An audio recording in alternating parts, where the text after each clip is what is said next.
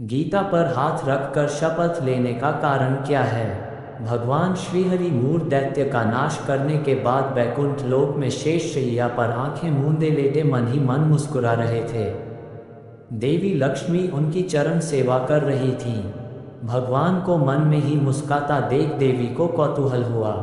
देवी लक्ष्मी ने उनसे प्रश्न किया, भगवान आप संपूर्ण जगत का पालन करते हुए भी अपने ऐश्वर्य के प्रति उदासीन से होकर इस क्षीर सागर में नींद ले रहे हैं, इसका क्या कारण है?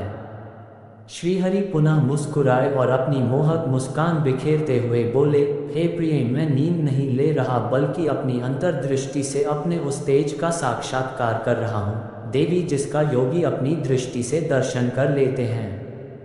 जिस शक्ति के अधीन ये समस्त संसार है, मैं जब भी उसका मन में दर्शन करता हूँ तब आपको ऐसा प्रतीत होता है कि मैं नींद में डूबा हूँ, परंतु ऐसा है नहीं। भगवान ने इतनी रहस्यमय तरीके से बात कही कि लक्ष्मी जी को कुछ बातें समझ में आई, कुछ नहीं आई। उन्होंने पुनः प्रश्न किया, हे नाथ, आपके अतिरिक्त भी कोई शक्ति है जिसका ध्यान स्वयं आप करते हो? ये बात तो मुझे घोर विस्मय में डालती है। श्रीहरि ने कहा, देवी, इस बात को अच्छी प्रकार से समझने के लिए आपको गीता के रहस्य समझने होंगे। गीता के समस्त अध्याय मेरे उस शरीर के अंग हैं जिसकी आप सेवा करती हैं। गीता के आरंभ के 5 अध्यायों को मेरे 5 मुख जाने, 6ठे से 15वें अध्याय को मेरी 10 भुजाएं समझिए, 16वां अध्याय तो मेरा उदर है जहाँ क्षुधा शांत होती है, अंतिम के 2 अध्यायों को मेरे चरण कमल समझिए। भगवान ने गीता के अध्यायों की इस प्रकार व्याख्या कर दी, लक्ष्मी जी की उलझन घटने की बजाय और बढ़ने लगी। भगवान ने भांप लिया कि देवी के मन में क्या चल रहा है। श्रीहरि ने पुनः कहा, देवी, जो व्यक्ति गीता के एक भी अध्याय अथवा एक श्लोक का भी प्रतिदिन पाठ करता है वह सुशर्मा की तरह सभी पापों से मुक्त हो जाता है। अब तो देवी लक्ष्मी और उलझ गईं। उन्होंने संयत भाव में अपनी अधीरता व्यक्त करते हुए, हे नाथ, यह आपकी क्या लीला है? एक के बाद एक आप पहेलियां ही कहते जा रहे हैं, कृपया आप मेरी जिज्ञासा शांत करें। भगवान पुनः मुस्कुराने लगे और उन्होंने लक्ष्मी देवी को सुशर्मा की कथा सुनानी शुरू की। सुशर्मा नाम का एक घोर पापी व्यक्ति था। वह हमेशा भोग विलास में डूबा रहता, मदिरा और मांसाहार इसी में जीवन बिताता। एक दिन सांप काटने से उसकी मृत्यु हो गई। उसे नरक में यातनाएं झेली और फिर से पृथ्वी पर एक बैल के रूप में जन्म लिया। अपने मालिक की सेवा करते बैल को 8 साल गुजर गए। उसे भोजन कम मिलता, लेकिन परिश्रम जरूरत से ज़्यादा करनी पड़ती। एक दिन बैल मूर्छित होकर बाजार में गिर पड़ा। बहुत से लोग जमा हो गए। वहां उपस्थित लोगों में से कुछ ने बैल का अगला जीवन सुधारने के लिए अपने अपने हिस्से का कुछ पुण्य दान करना शुरू किया। उस भीड़ में एक वेश्या भी खड़ी थी। उसे अपने पुण्य का पता नहीं था, फिर भी उसने कहा, मैंने अपने जीवन में जो भी पुण्य कमाया हो उसका अंश बैल को मिल जाए। बैल मरकर यमलोक पहुंचा। बैल के हिस्से में जमा पुण्य का हिसाब किताब होना शुरू हुआ तो एक बड़े आश्चर्य की बात हुई। ऐसे आश्चर्य की बात जिसके बारे में यदि धरती लोक पर किसी व्यक्ति को कहो तो विश्वास ही न करें। बैल के हिस्से में सर्वाधिक पुण्य उस वेश्या का दान किया हुआ आया था। उसी वेश्या के किए पुण्य दान के कारण बैल को नरकलोक से मुक्ति हो गई। इतना ही नहीं, उसी पुण्य फल से पृथ्वी लोक का भोग करने के लिए मानव रूप में जन्म देकर भेजा गया। उसके पुण्य इतने थे कि विधाता ने उससे पृथ्वी लोक पर जाने से पहले उसकी इच्छा भी पूछी। ऐसा सौभाग्य करोड़ों में किसी किसी धर्मात्मा को ही मिलता है। इंसान के रूप में जाने से पहले बैल ने मांगा, हे परमात्मा, आप मुझे मानव रूप में पृथ्वी पर भेजने का जो उपकार कर रहे हैं उससे मैं धन्य हो गया हूँ। अब आपसे और क्या मांगूं? बैल योनि में मेरा जन्म मेरे पूर्व के कर्मों के दंड स्वरूप ही रहा होगा। इसलिए मैं चाहता हूँ कि मनुष्य रूप में जाकर मैं उन कर्मों में न पड़ूं जो मेरा भविष्य खराब करेंगे। मनुष्य रूप में इसकी आशंका सर्वाधिक है। परमात्मा ने पूछा, तो बताओ मैं तुम्हारा कैसे प्रिय करूं? अपनी एक इच्छा बताओ।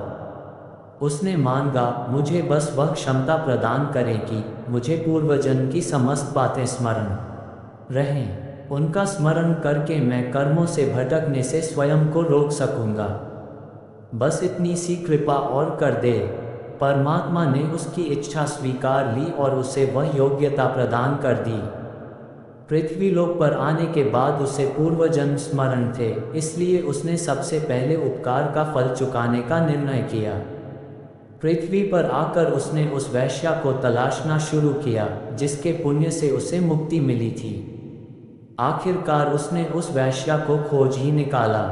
उसने वेश्या को सारी बातें बताई और फिर पूछा, देवी, आप धन्य हैं। आपके कर्म तो सबसे नीच कर्मों में आते हैं, फिर भी आपके पास इतना संचित पुण्य कैसे था? ये घोर आश्चर्य की बात है। मैं जानना चाहता हूँ कि कौन सा पुण्य आपने मुझे दान किया था। वेश्या ने एक तोते की ओर इशारा करके कहा, वह तोता प्रतिदिन कुछ पढ़ता है। उसे सुनकर मेरा मन पवित्र हो गया। वही पुण्य मैंने तुम्हें दान कर दिया था। वैश्या की बात सुनकर सुशर्मा के आश्चर्य का तो कोई अंत ही नहीं रहा। एक स्त्री ने उस पुण्य फल का दान किया जिसके बारे में उसे पता तक नहीं है, और वह पुण्य इतना प्रभावी है कि उसकी अधम योनि ही बदल गई। उसने तोते को आदरपूर्वक प्रणाम किया और उसके ज्ञान का रहस्य पूछा। तब तोते ने अपने पूर्वजन्म की कथा सुनाई। तोता बोला, पूर्वजन्म में मैं विद्वान होने के बावजूद अभिमानी था और सभी विद्वानों के प्रति ईर्ष्या रखता था, उनका अपमान और अहित करता था। मरने के बाद मैं अनेक लोकों में भटकता रहा। फिर मुझे तोते के रूप में जन्म मिला, लेकिन पुराने पाप के कारण बचपन में ही मेरे माता पिता की मृत्यु हो गई।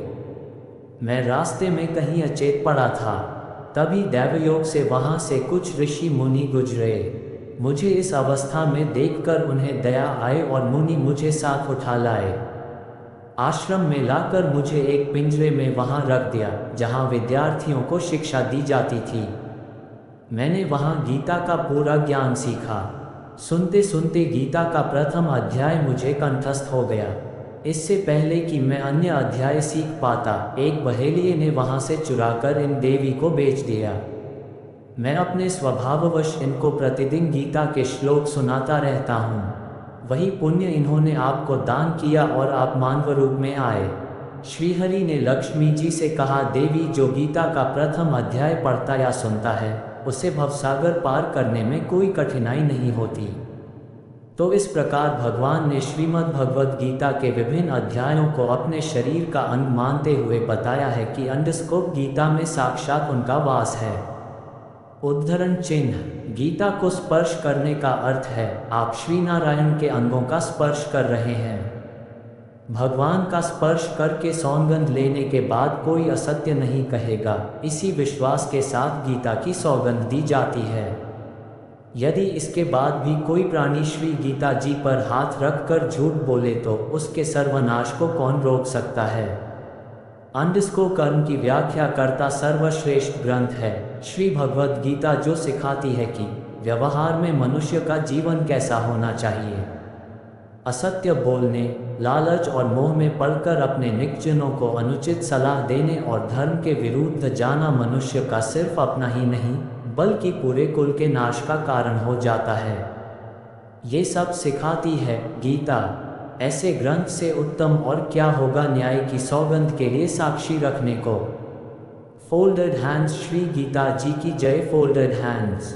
विस्मयादिबोधक चिन्ह। विस्मयादिबोधक चिन्ह। ओम नमो भगवते वासुदेवाय नमः।